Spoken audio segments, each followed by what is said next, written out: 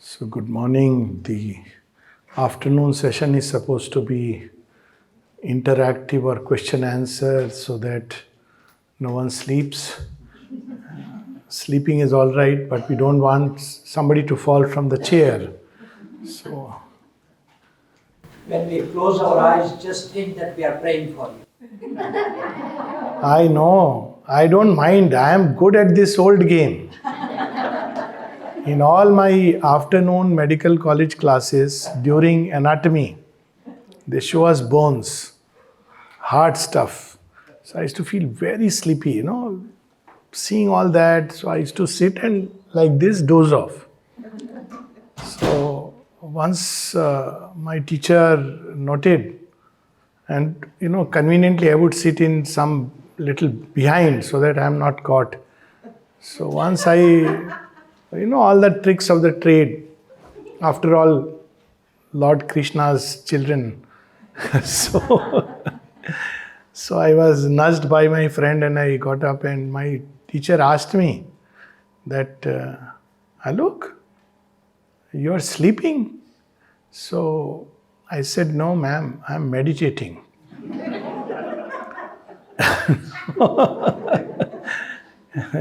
Till date, I have not been able to figure out whether I said a lie or a truth. And I used to feel very bad about it, that why did I say like this, not true. But then I realized maybe, I don't know why it spontaneously came out that I am meditating, because those were not days when I was meditating like that. So I thought probably something was happening inside. There's always a justification for sleep. It has a close resemblance very often to meditation. So it's okay. I'll presume that everybody is meditating, praying for me or whoever. I have no issues. It's a good thing actually. Mother used to say in the playground when children would come and when children would sleep off, she will say, let them sleep. Because basically what we are trying to do here is not an intellectual query in like a classroom, like a board. That's not how yoga can ever be transmitted.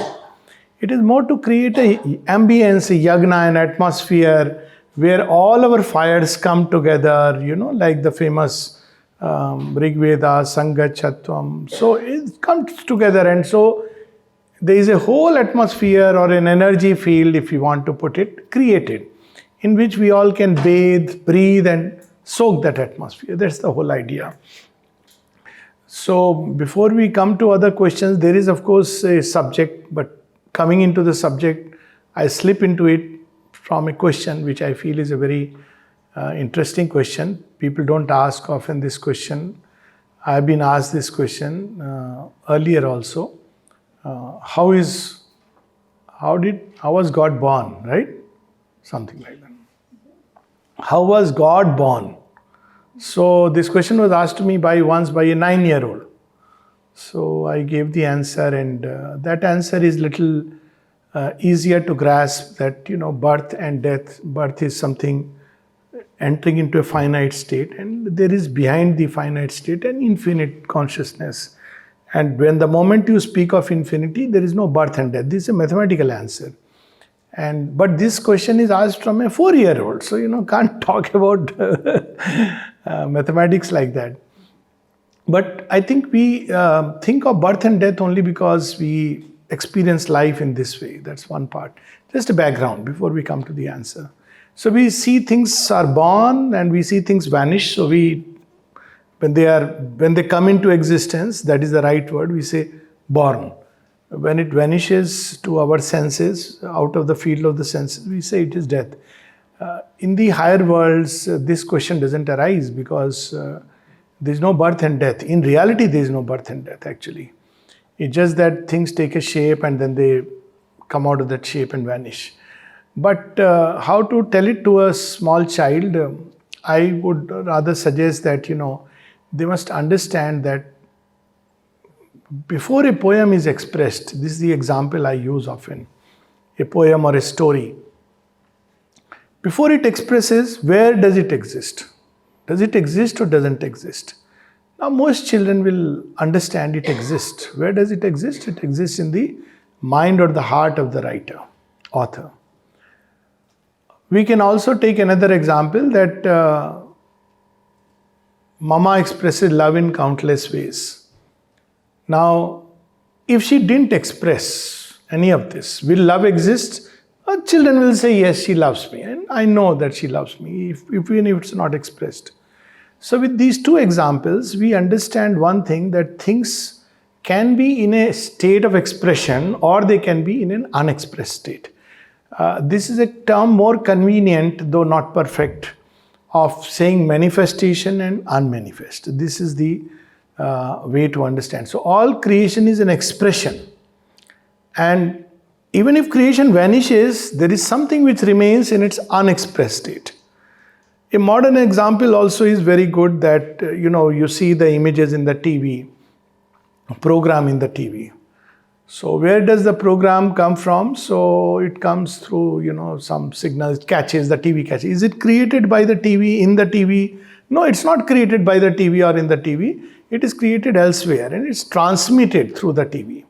So TV becomes a recipient which gives form to something which is in the form of energy packets. This also children tend to nowadays understand because they've grown up on that. And before it has taken even this formless state, it exists somewhere in the mind of the person. And it is such a profound truth. You see, ideas don't die. Their forms, the institutions, they die because they are not perfect enough. Once we say that, then the moment we understand that things are in an unexpressed state. So where is this unexpressed state? It is a state which doesn't have a form. It's just like a formless state. And children can be given this exercise also, even small children, that you want to draw a fish or you want to write a few lines, they're given. Now you just contemplate on it and then you write. So suddenly thoughts will come, pour in, form sentences and they'll write.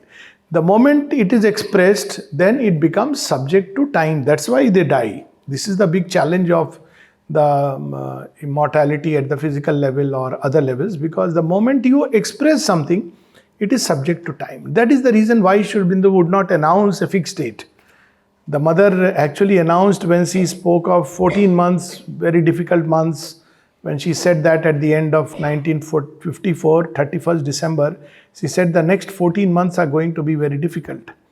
Precisely after exact 14 months, the supramental manifestation took place. So this was the indirect way of, announcing a date, but it's not announced, because the moment you have announced, it can be attacked. Have you ever seen that the moments you speak words, then they are subject to all kinds of interpretation, misunderstanding, chaos. So what they need to know is that actually there is no birth and death, there is expression and a lack of expression or unexpressed state. Now, how this unexpressed state came into being? It is in a formless state. That's the highest you can go. And then there is no question of birth and death, because it is in a state which exists for a child. And if a child understands this much, it is actually quite a big advance. Because I have seen even sometimes, people when they are asked this question, I'm not talking of people, but yogis or gurus, and they say, God is creation and there is nothing else. The two are together. And if there is no creation, there is no, it's nothingness. But it's not true. There is the manifest divine, there is the unmanifest divine. Now I'm taking it to the next level. And there is a state of consciousness in which the two are yet together. The manifest and the unmanifest. You can go on saying manifestation itself is eternal and temporal and keep going into that. But essentially it's enough to know that there is a manifest creation and there is an unmanifest creation.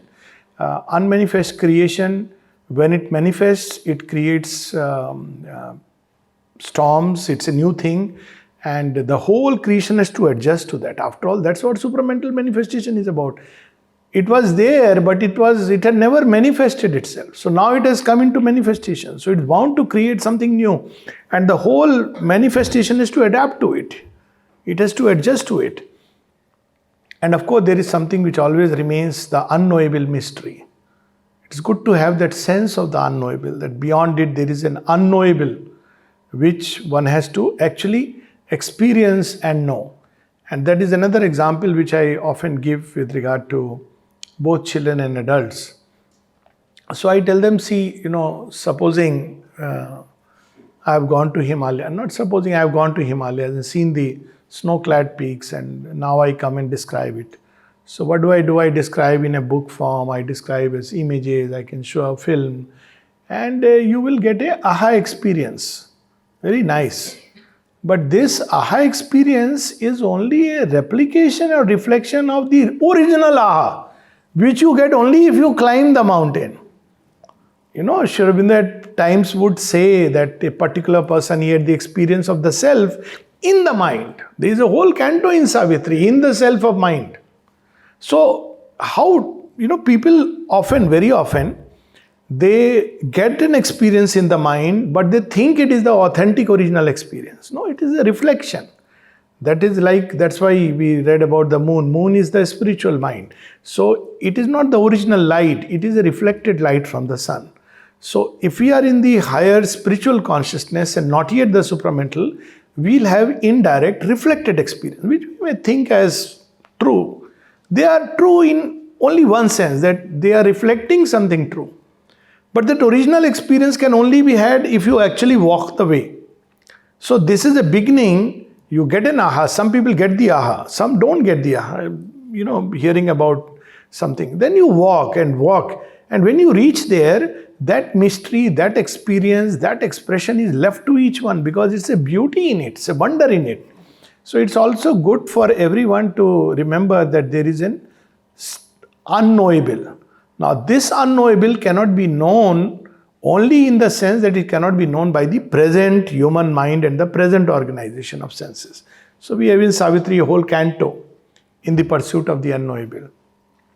But it can be known by other ways. So this also can be explained to the children that, there is a mystery which you can know, but to know it, you have to develop certain faculties, senses, certain colors we cannot see, certain sounds we cannot hear, but others can hear. Children ask this question that, why I can't see God?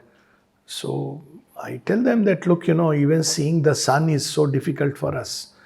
Sun is existing. We feel the warmth, we know it rises, the day changes, everything happens. But if you directly look at the sun when it is rising, or at least when it is risen, it is blinding to the eye. So we cannot see God because we are not yet ready. So it remains an unknowable mystery. But a day will come when we can develop ourselves, and we should grow in that direction. So we have the direct experience. So these are many analogies which we can give. For instance, now people are trying to send a solar mission. Eventually, now it is going almost till 56,000 miles close to sun. That's the closest. So we don't know. It's a mystery. The sun is a mystery. But a day would come when we will advance toward. Then we'll have the original understanding of what the sun is. Though even from 56,000 miles we can get some idea. This is itself a big change. So that is how we draw nearer and nearer. The nearer we draw to God, the more we understand Him. So here on this ground, we can understand thus further and no further. This is the way to communicate this truth. With this, we slip on to the next, which is not next. There is no next because it's all oneness. So the subject is towards human unity, and I find this question very, very good, very interesting, because all things before they express outside, they enter into an unexpressed state. That's why it is said the dreams of today are the realities of tomorrow. So we should be careful what we are dreaming about, what we are thinking about. What we are thinking, it's not thinking. Wherever it is coming from, for a moment we leave aside the entire occult dimension of life. Wherever it is coming from, will try to press itself into physical reality. And if we don't work it there, a time may come when we may spin out of control and it expresses itself. And then we say, oh my God, such a terrible thing happened. Well, I allowed it to happen. For a long time it was there in an unexpressed state. It is known, and the good side of it is that if an aspiration is born in us, then it's a sign that it has already been granted at another level. You cannot aspire without that. Aspiration is only a mechanism, a means by which we are being prepared to receive what has already been granted at another level. So aspiration is like fire which is preparing the pot. Why? Because the divine has decided to put that nectar wine into this cup. But we must aspire because that is a path of preparation. Mother says that it adds intensity. Because people ask this question also, why pray, why aspire? Ultimately everything is going to happen because divine has willed it so. Yes, but aspiration is there to prepare us to receive. So if an aspiration is come, means already it has been decided at another level to grant it. But when that thing will actually materialize, that's where the whole journey lies. So before we talk about unity outside, we must unite within. See, when an organization was formed in the name of unity, and they went to Mother. Mother gave an interesting message. She says, before you can realize unity outside, you must realize unity within. And then she says, half jokingly, that, 3 persons started the group and they all 3 started fighting with each other. Why? Because this is our inner reality. So unity doesn't come by a kind of outer bonhomie. If we try to do that by simply outer means, it will become a semblance of unity. And today we are living in a world of truth where semblances and half measures are not allowed. So there is breakdown. Families, there was semblance of unity. Now those semblances won't work. Meaning thereby we have to now make an effort at truth. What is the effort at truth? I must actually understand the other person. Now look, this is a big effort.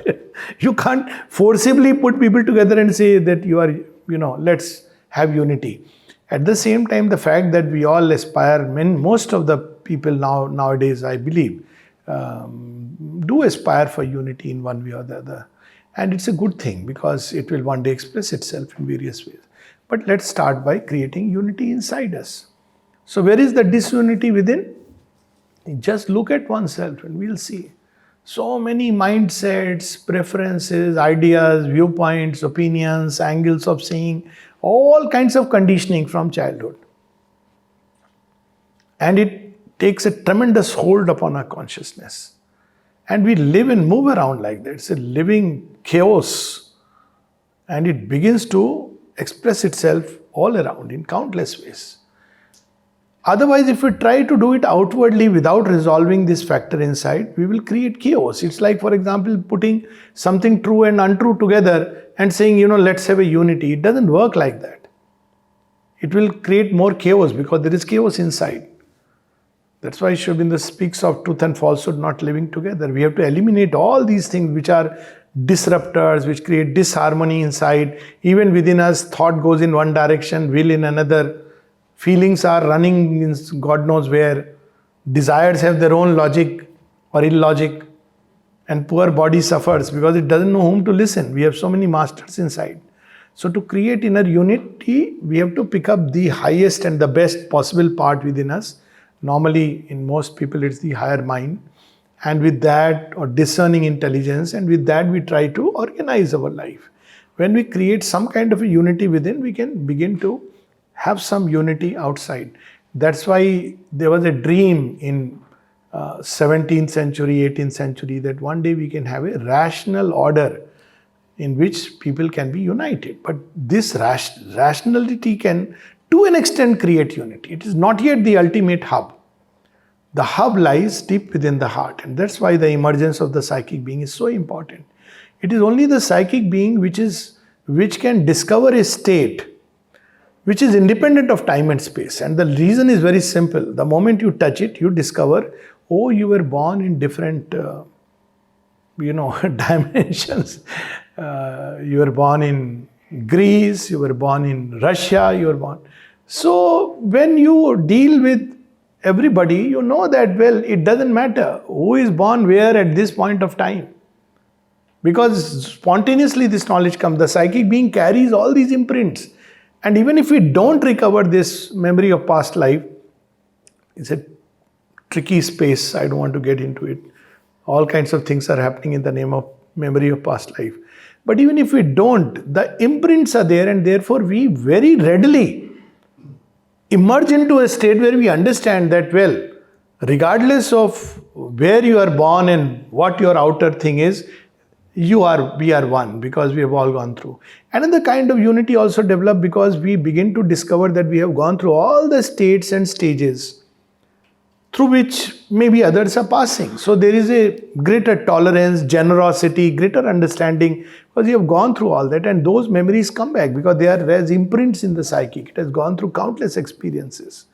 That's why if we really want to create unity, even within a small space like the house, we have to discover the psychic being. I come back to the same thing. This discovery, I can say for sure, it is the most practical thing to be done. Because without this, we are leading half a life. We may think, oh, I am enjoying life. It's a half a life.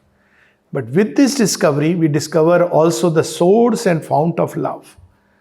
Psychic being, because it's directly open to the divine within, to the universal consciousness. Therefore, it spontaneously draws its quota of love, is constantly receiving the inpouring and outpouring of divine love. So it doesn't need to look for, give me this, give me that, I want this. It doesn't want anything. But what it does, it pours itself out in countless ways, because that's its state of giving.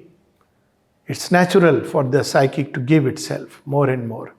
The vital can also do it, but it does in a different way. So we must discover this hub. The hub of unity within us is the psychic being, the central point in the heart, and even we know that physiologically, that's the place, center of the chest, where there is the electrical neutrality. We spontaneously identify with it. When we meet people, and if you have to say, somebody says, who are you, or whatever, some gesture, I am. So if I have to use a gesture to indicate I will not say I am. If you do this in India, they will think you are very unhappy. Matha phoda hai. I am. Or you don't touch the belly and say I am. You say I am. I am. This is spontaneous. Nobody has to teach us this. Because we know that the true I is here. And when we discover this I within us, we discover it's the same I in everyone. So there is a sense of universality of one family and everything. That's why Sri Aurobindo says this unity has to be created on the basis of discovery of the one self. Which also means that so long as we are very much outwardly tied into so many knots of the ego, of individual ego, my caste, creed, language, state, race, color, then it's very difficult because I have tied myself to 100 knots. So one of the first things which the mother advises, if you want to discover the psychic being, she says, discover in yourself that which is independent of time, space, and the circumstances of our birth. Independent of that. So that's the direction we must take.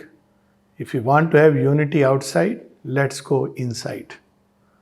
Then unity will become natural, and a unity not only with human beings, with animals, with plants, with everything. So this is just a little basis and a background. Any questions on this or any subject? I have a question with regards Yes. to the ecosystem right now, as it stands, seems to be at the brink of a collapse, with bees dying and 60% of the species extinct, and the oceans are clogging up with plastic. All these things create a great amount of distress in me. How do we raise above these things and keep some kind of equanimity or equality? How do you have to? No, it's a good thing if we are concerned about the ecosystem. It's a good thing. We don't have to. Equanimity would not mean indifference. Equanimity simply means when we work into these things, we don't experience that inner distress. That we have to root out. Of course, we have to work. We have to be concerned about the ecosystem, the plastics in the oceans, and all the things that you are saying is quite relevant. And if we care about the world, we must care about, we must be concerned about what's happening. But what equanimity is, that the inner state is in a state of quietude. And why does it develop? How does it develop quietude? Like for example, in the Gita, one is fighting a battle. But Shri Krishna also says, don't have any hatred. Now, that's the difficult part. Becoming indifferent is the easy part. Becoming indifferent, one doesn't need equanimity, one needs to be terribly egoistic. How do I care? Oceans are clogging, let it clog. I am not going to see the doomsday. That's not a good state, that kind of indifference. Equanimity means that I'll do whatever work is given to me, but I understand that there is a deeper wisdom that is operating, which will work itself through everything. This trust is the basis of equanimity for one form. There are other ways, philosophic and other. You can take a philosophical approach and become vaster than all the several creations and say that, look, I have a role to play, I play this role. But it doesn't matter, Earth has collapsed several times and come back. But I will play my role because that's my role to play. But what we should also remember, and for this I go back to an example. Imagine a state billions of years back. And before animal life has emerged, there is only plant life. Now I'm sure the plant species must be wondering what's happening. Why? Because they are dying of oxygen. Plants need carbon dioxide. They're overcrowded. They don't know what to do. And I'm sure if I have to put it like a mythical story, they all went to God Vishnu and said, please help us. We are dying. We are dying of our own self. So Lord Vishnu will say, don't worry, I have some plans for you. What plans? What schemes? Don't worry, I have no plans and schemes of that kind. I am going to send a new creature. And that creature will give you more than required carbon dioxide. And what is poison to you will become Amrit to that creature. So a new balance came up, isn't it? Man breathes oxygen. So now what has happened? Then next level, because man had to do a balance, eventually when man came, he started ransacking the plant life. Then he discovering that I depend on that. So the next level, there is coexistence. They give me what I need and I give them what they need. And one cannot exist without the other. So this is how it happens. Today what we are seeing, all the upheavals, all the radiation and all these things which are impacting earthly life. When you talk about evolution, I have heard some, I don't like to use the word, I am a bit allergic to the word yogi used in very casual way, loose way, but I have heard people say, evolution has stopped with man. It's not a fact. It's not a fact. Simple fact. Let's forget about spirituality. It is not a fact. Obviously, people are not reading enough material about, read about evolutionary biology. Evolution has not stopped with man. Evolution is continuing. And I gave one example. There is another very interesting example, by the way, of evolution taking place, continuing to take place. And we ignore these small things. You know what is happening to the wisdom teeth? Any idea? Dropping off. If children don't have a wisdom teeth, they are probably wiser. No, there is a personal aside to it because I don't have wisdom teeth, so I feel whether wiser or not, but I can say, I don't have wisdom teeth. The reason? Because apparently the reason is that we are, adapting to a different kind of diet. But we think these are small things. What was the first change that took place from animal to man? Tailbone vanished and the thumb began to, you could do this movement. The possibility of WhatsApp was created million years back. God knew one day he will need this. Gorilla can't do it. He may have everything knowledge, but he doesn't have the outer technology. Pelvis expanded because you have to, unlike the animal kind, you can't give birth like that. So it changed in a woman. And very interestingly, because of all these changes, look how nature's wisdom works. This is good to know it because it's sobering that we think so much, look what happened in the transition. Human babies are the only babies who are born without a fully developed brain. You have an opening, what is called as fontanelle, and if it is fused, it's not a good sign. It allows scope for the brain to develop and grow on all sides because we are not, unlike a giraffe baby which can come pop and start walking in, I don't know how many hours. Human beings cannot because it's not wired. That's why you need to take care of a child, especially the first 2 years, even more. All this nature has thought about million years back. So there is a wisdom that is operating. Now what happened is in this evolutionary process, what triggers and spurs the evolution? Challenges. Challenges. Water body is drying up. So there is a challenge. The species must face a challenge. So human evolution is growing, is taking place. But what we are doing, we are eliminating all the challenges. What were the challenges earlier? Now we have comfort zones, we have air conditioned, there is no challenge left. So nature is one step ahead. So you want to eliminate challenges? I am going to give you another kind of challenge. So now human beings are facing a double challenge. On one side, because of their activities to enter into comfort zones. Now we talk about AC and the environmental issues and all that. So on one side, our own actions has led to increased challenges to the environment. On the other side, we have a double challenge. We are facing challenge within the species. We may end up destroying each other through a war. So these challenges, nature is bound to give. Now when we face these challenges, the human body, the human mind, everything has to evolve to adapt to it. How does it evolve and adapt? All that we now talk about things on which life depends. Yes, as a human being it depends. But if you read through the new body, you will see that it doesn't depend on any of these things. The entire basis is changed altogether. The entire physiology and chemistry is changed. Human beings may well draw directly energy from the sun.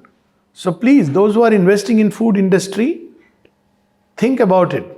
500 years down the line, it may be still there. There will always be human species. But a large chunk of human beings will not need food. May not, already this is happening in children. I think most mothers, one of the big concerns they had when as a young doctor I sat in the clinic in Air Force, mothers used to come with one perpetual complaint. My child doesn't eat. So you keep asking, is he growing? Yes, he's growing. He's active, very active, hyperactive. It doesn't eat. I said, no, nothing wrong with your cooking. Most children are not eating. Isn't it? This ask our parent, they will give it the story. No, you used to eat so well. Why is the grandchild not eating? May not be your generation, but at least, So these are things which are happening which may look like casual things, but they're not casual. There is a change which is taking place. Hyperactivity in children. Now, hyperactive children have increased. Why? Because there is tremendous vital mental energy influx into the system and we can't handle it. Because earlier we could throw it out in several ways, physical activity. So what will happen to this energy? It will start finding outlet and ways and means. So a being with a new body, which eventually will come maybe 500,000 years down the line, will not need these things. And so much of the things that we are doing will automatically find their new resolution. I'll go one step further. What Sri Aurobindo has seen and foreseen sometimes may sound like a sci-fi. But passingly he mentions the previous stage of evolution was in the Mars, and it may well be that the next stage may be in the Venus. Passingly, only one place Sri Aurobindo mentions it. When mother was asked, can a developed psychic being go to any planet? She says, yes, once it is developed, it can go anywhere. It need not be here, it can go anywhere. Could it be possible that, if Earth goes into a doomsday mode, we inhabit, at least those who are ready, are lifted up and start a new colony fresh on fresh grounds in a very different way. It sounds fantastic. Life is fantastic. We should learn to dream. It's a wonder. We may start, because then you are not, see, our thinking is based on present form of life. We need oxygen to breathe. Where will be oxygen? On Mars, it's not there, or Venus. It doesn't matter. So perhaps man's attraction for Mars, exploring other planets, is in tune with alternate plans that the divine wisdom has kept open as doors. So it doesn't mean that we become casual or very nice. Now I have to go to Venus, I don't care. It's not that. But we must trust that there is a divine wisdom which is giving us challenges, and the one solution to these challenges is evolving from within. This is where it is pushing through. To close this part, WhatsApp you must be getting several times, what food to eat, when to drink water, how much to drink, and how much, isn't it all? Sometimes you feel, my God, somebody is saying drink this much water, don't drink, sit down and drink, stand up and drink, drink before 6:30, drink, This is only water, mind you, food, exercise, chaotic. That's not the final answer. Antibiotic resistance, all these. People are afraid. In medical science, it's a big problem going on, that all the bacteria are outsmarting human beings. Before you discover an antibiotic, they figured out ways and means to override. We don't need to wait for the oceans to get clogged. The virus is enough. But look at the wisdom. This challenge, what is it pushing us in which direction? It's pushing us in a direction where we are now talking about that ultimately I must figure out my own immune system. Medical science moving in that direction. There are doctors here, and immune system. Much of, whether it's cancer, whether it's infection, autoimmune disease, it's our immune system. Our immune system depends on my inner state. So we are turning full circle within. Now when the immune system is fine, we redefine the balance of things. Right now we were killing bacteria, viruses without thinking anything. Yeah, these are unicellular organisms, pests. But they are also necessary in the total balance of creation. When we do it, it hits back. You eliminate smallpox, you develop AIDS. We as a species, we don't know what kind of things we have done. So all this clogging and blocking and various other challenges are pushing us in that one direction which we have not looked into.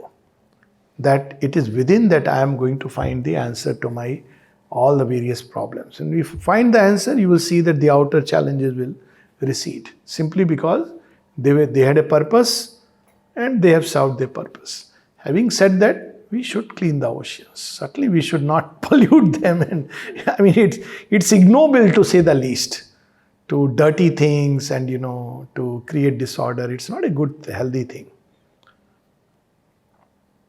But without worry or fear. The master, nice line in Savitri, one who has made this world is ever its Lord. Our errors are his steps upon the way. He works through the fierce vicissitudes of our lives. He works through the hard breath of battle and toil. He works through our sins, our sorrows, and our tears. Whatever the appearance, we must bear. His knowledge overrules our nescience. Whatever our strong ills and present fate, when nothing we can see but drift and bail, a mighty guidance leads us still through all. This guidance is not only individual, it's the whole collective. All through history of evolution is full of this. Story of Noah, story of, King Satyajit. All these are stories which show that there is a guidance which leads us through all this. So without worrying, without fear, and with full trust in life, in destiny, in the divine, we must do what we must do, regardless of success or failure. Yes, please. You mentioned about manifestation and unmanifestation. Manifestation of this world is like a three-dimensional world, having wind, land, and height. And that occupies space. Now, Einstein has combined their time and space together. Like time is wrapped around the space. So he uses word like time space, or two words. So this torus of time space, when you go beyond that, there's a three-dimensional world, which is made of imagination, creativity, and the essence of love. So we know creativity is like a concept, creation, manifestation. Imagination is like a preview, like what Einstein said, like preview of life's coming attractions. And so the essence of love, what so unknowable has created three-dimensional beyond that. Yes. We have to unite manifestation with unmanifestation. That's why we have to go beyond time. Yes, so this you see, our understanding and theories are based on our present experience. The fact is that if we go beyond this experience, we do not straightaway jump from this world of a three dimensions or a time-space continuum into that which is beyond time and space. We go through successive time-space dimensions. And then we discover that there are not three dimensions or four dimensions. Einstein is, there are incidentally what he was trying at a given point of time. Since we are speaking on ground of physics, in the 60s, a new approach came in, and that approach is still going on. It's not resolved this issue. Whether there are perhaps 10 dimensions, 11 dimensions, 12 dimensions. Because, where does this force of gravity, where does it leak into? So now people are talking about not 3 or 4, but 11 dimensions at least, some of them have been speaking. Probably there are many more dimensions than we imagine. But we cannot unite them by all these mathematical plays while being within it. We have to find that hub. And that hub, central hub in this entire creation, is what is called as the divine, who holds all these countless worlds within a single unity. That means man has to arrive at that consciousness of unity in which all these dimensions are held together. Countless dimensions. If I may use the word, ancient Indian mystics speak of many thousands. If you read Guru Granth Sahib, they talk about, lakhs of, dimensions are there. Now, what happens with physics vis-a-vis mysticism? I have a little bit of difficulty in the sense problem with that. Physics deals with the material world, and it's perfectly fine. But when it extends its knowledge of the material into that which is ethereal, it errs, because that's not its field. For example, let's say Sachin Tendulkar is a great cricketer, and I love him. But if Sachin Tendulkar was to start a YouTube channel on, how to cook or roast bananas to serve a dish, he can roast that, Sarfaraz Khan very well. But, it doesn't work because it's a different expertise. So mystic experience, when they speak about dimensions and beyond dimensions, they are speaking of another level of experience which is accessible to us, provided we explore. It's like, in India, when it was possible to travel all the way to US, or in the old world order, as they would put it, in search of India, people went out and they landed up in US, what we call today as America. Now, this is how we have to explore these other dimensions then, but Einstein couldn't, because Einstein, he's a great scientist, but he's a scientist. He's not, authority on mysticism. So mystics are mystics because they have experience. Their life undergoes a change. Material science is material science, just like psychological science is another science. So when we talk about imagination, it is way beyond, what probably a physicist would look at. Look at imagination. What is imagination? Just to touch upon one point. We use the word Maya. The divine created this world as Maya. Now, imagination is a formative power. Tremendous power. We have never tapped it. In the schools, we are not taught how to use imagination. And a very simple exercise, I would give for this. When we watch a television, not we, there are people, children or something, they watch a television which is a horror show. They are afraid. They start closing their eyes. You tell them that, look, it is not, it's just some figure. Look, they are so tiny little creatures. Again, they are afraid. That music and everything. Now, why this is happening? Actually, the mind does not distinguish between what we call as a virtual reality and what we call as a physical reality. Mind doesn't distinguish. That's something very amazing. That's why when you go through, a virtual reality experience, what happens? It is not real. But go through it and see the body will react. Unless one has learned to detach and several times one has gone, one knows, okay. Madame Tussauds Museum, go through that horror tunnel. None of this is real. Mind knows one part of mind, but that experience is very different. It hits very hard. So, it's important to treat mysticism and spirituality as an earnest pursuit of truth. Only the means and instruments are different. And if we want to really pursue spirituality, we have to use means and instruments which are valid for that field. I can't understand psychology by studying atoms. I have to use other ways, other means. It may be very difficult for me to measure love. You see, since we mentioned love, now in the world of matter, you have measurement. Space is a measurement. But let's talk about something which cannot be measured. My experience of love may be limited to this time-space continuum, but is love limited to that? My experience is limited to that. Psychologists will use this language. Psychologists will not say that, love is belonging to this dimension. Say I don't know where it starts, how it starts, honest psychologist. So each field of study has its own method and it should be pursued like that. So if you want to discover truth from the spiritual or mystic standpoint, the way is to go within, to go past these dimensions. Many dimensions will come. In all these worlds, truth will reflect itself in a certain way. Savitri is a wonderful compendium of that.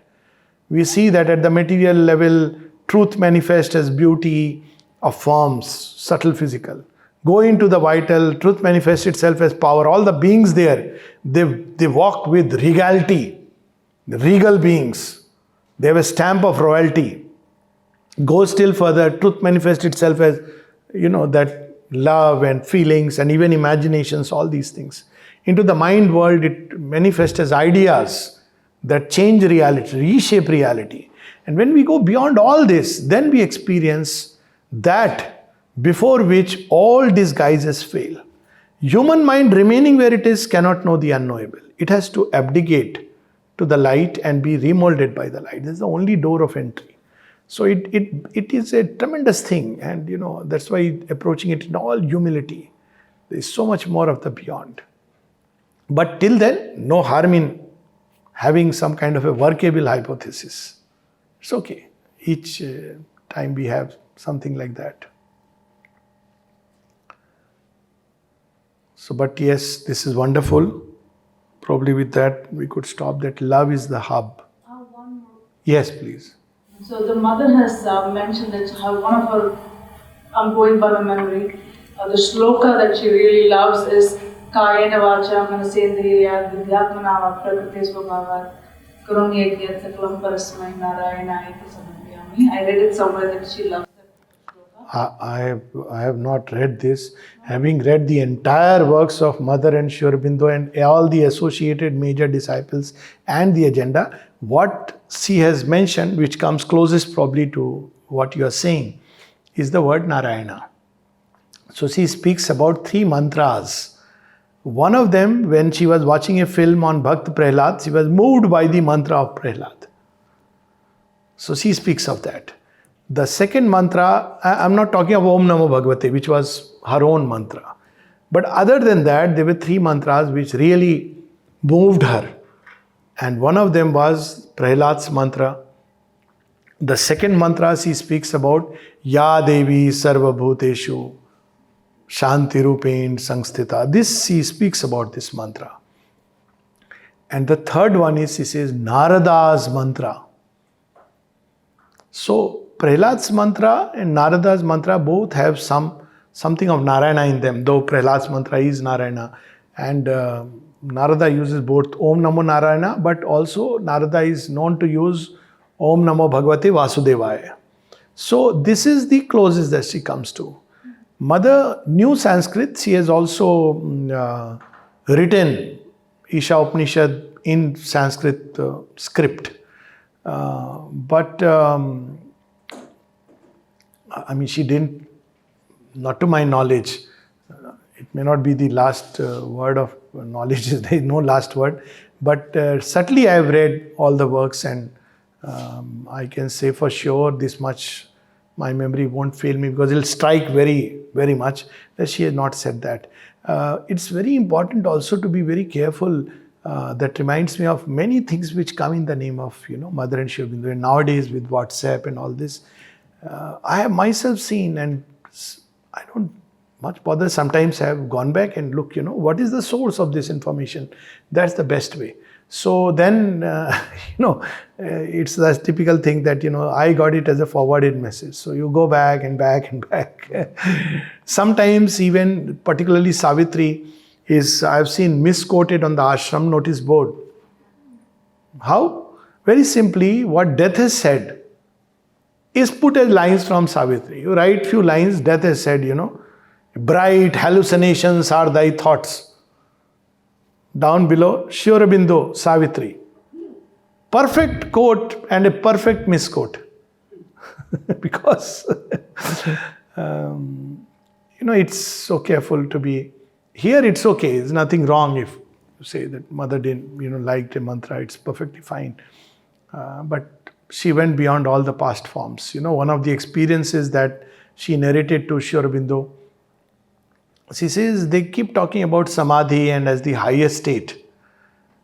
And Sri Aurobindo confirmed to her that you have gone way past the experience of the Upanishadic sages. It's something very beautiful, amazing, way past. So at some point we have to understand that all our past glories are wonderful, but there is a still greater glory. And it brings such a great joy and beauty and looking forward to.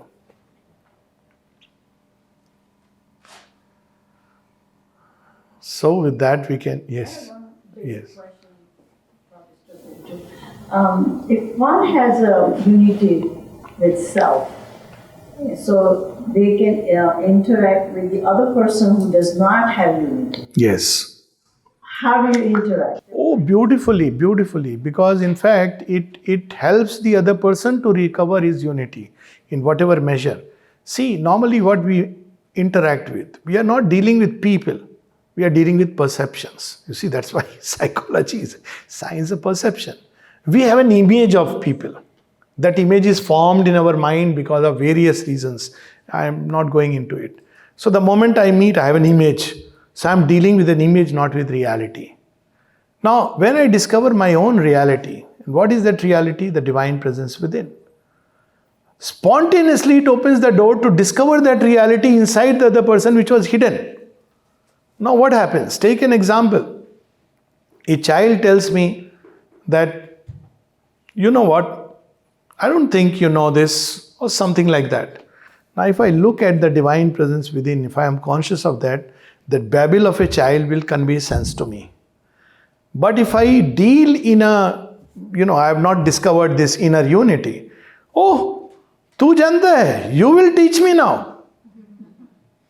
Now see, a cause of so many quarrels and conflicts are because of this. Because we are dealing with divided states of consciousness, and therefore we actually impersonate ourselves unknowingly, and we deal with perceptions of people, images and all these things. When the images are torn, you see the divine. What do? You inwardly you are going down. That's why in the best tantra, highest tantra, Swami Vivekananda speaks of it, and Sri Aurobindo Tantra Sar, it's mentioned like that. And I always remind, we talk about women Shakti. What is the highest tantra? What is the puja? Ultimate peak, when you don't need any more mantras and yantras and pujas, is to regard all women as goddesses. Now imagine, if a woman is angry, let's say you're married and your wife is angry. What will you do? Mother Kali, please. Shanti, Shanti, Shanti. You are all the time angry, you are anger prone, and I don't like you, I hate you. I'll find Lakshmi for myself. If you destined for Kali, Kali will come. Sri Aurobindo takes it one step further. He says, why only women? All men and women, they're all manifestations of the one Shakti. Imagine looking at life like that. You can't have quarrels after that.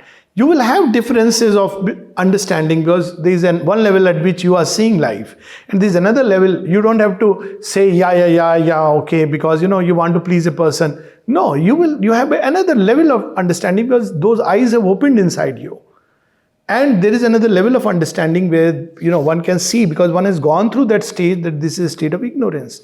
But you have compassion towards it. And ways and means to try to bring out of that veil of ignorance towards that light which you have been blessed with because of the grace. So this will be the working. And the classic example with which we can probably stop is that famous story of Ratnakar. Ratnakar is a brigand, he's a dacoit, he's a murderer. Heard his name? Yes, that's it. So Ratnakar comes and he waylays none else but Narad Muni. Narad Muni says, I don't have a credit card. I am just wearing an ordinary dress. Oh, I know, Babas are having a lot of money nowadays. So the Ratnakar is also updated.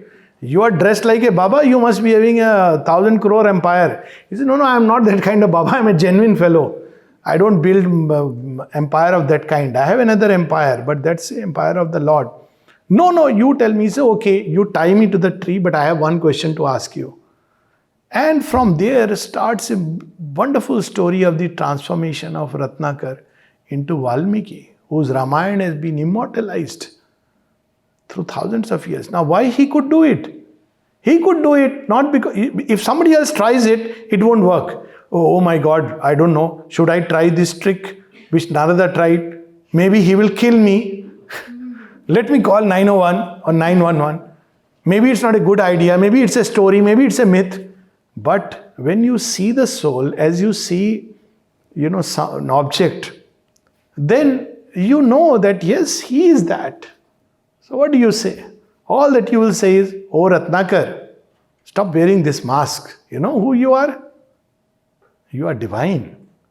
And if you have realized the divine within, this one sentence will be enough to trigger in him a cascade of events and inner processes to lead us to that. That was the way. What does the Guru tell a disciple? He says, what is that knowledge I don't have?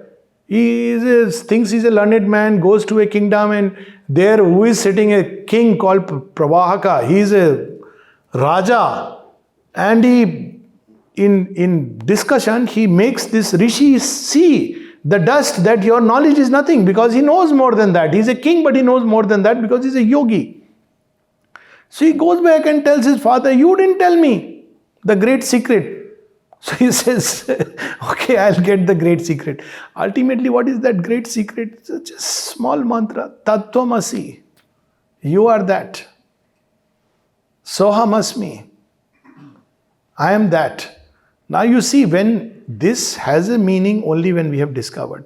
When we have not discovered it, then Ravana also said, yes, Aham Brahmasmi. But he took the self for the bodily self. So when we are in that state of consciousness, things change. Sure, with those aphorisms, the tiger does not attack the yogi. He loses his violent instincts, at least momentarily, when he's confronted with a yogi. Okay, we'll stop, otherwise this is beautiful. Thank you so much.